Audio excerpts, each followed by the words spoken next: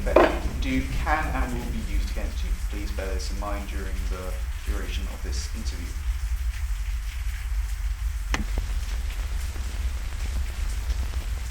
Miss Carlyle, this won't take too long. We just need to ask you a couple of questions regarding Mr. Buxton's death. No bother, dear. That's fine. It's funny. I'm usually the one doing all the questioning, me being a journalist and all. Miss Carlyle, could you explain to me, and by me I refer to the police department, your relationship to Mr. Alistair Buxton? Please, call me Luna.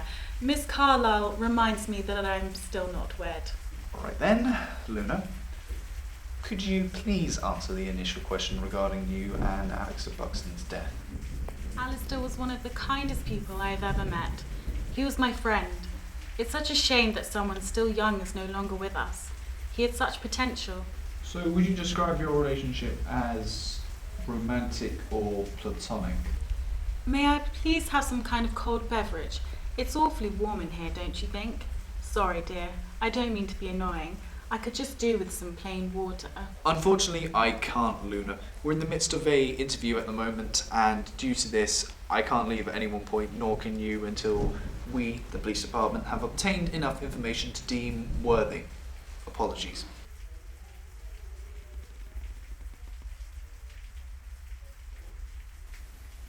Alright then. It says in your files that you were born in New York. When did you first come to the UK? Samuel, you know damn well I'm from New York. Why say it questioningly? Have we not been speaking for a few minutes now?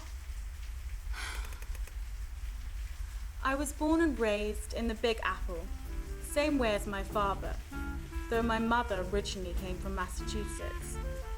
I came here about 5 years ago, though to be fair, I'm sure how much time I've actually spent here. I do love a good holiday, my dear. You should get travelling yourself. This police business must get tedious. Take a break, my dear. I do recommend the Caribbean islands.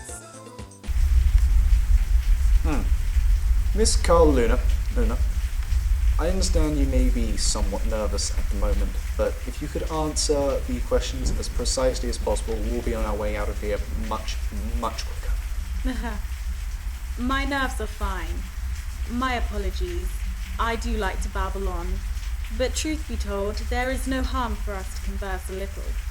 Besides, when you've lived a life as I have, you'll find you'll have plenty to say. Again, how is it that you knew Mr. Buxton, and when you last recall seeing him? I've known Alistair since I moved here to the UK. We met at the theatre, and the title of the production was not worth remembering after such a dull performance. Anyway, I first laid eyes on him at the bar during the interval, and he was so friendly, so approachable. It was nice to meet such a well-mannered and charismatic young man. He took me to the first viewing of the 39 Steps at the Criterion Theatre. He was simply a joy to be around. What I mean is, a loss such as him is a loss for all. He had such potential, such passion. He had a way with people. Isn't it ironic that such kinds of people are rare these days? Most people deal with themselves and just about cope with that. As a person myself, Alistair's energy is what I needed in a friend, because he was so approachable, so tactile. Okay, Luna. I take it your relationship with Buxton was strictly platonic? Oh, of course. Don't be so silly. He is such a fine young man. I'm an old mare these days. His youth would have been wasted on me. Mind you, he wasn't young in the mind. That boy possessed intellect. He was beyond his years. He was a thinker when you were with him, and it was almost like you could hear his brain ticking away. That's why me and him clicked. And Buxton felt the same way towards you? I mean, in the sense that you understood him whilst others around him had failed to. Yes, I do believe so.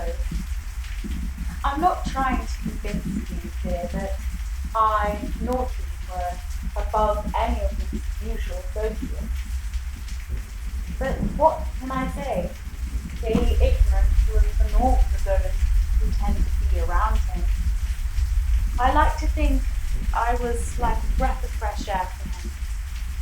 I like to keep people interested and amused. In fact, Samuel, let me tell you about myself.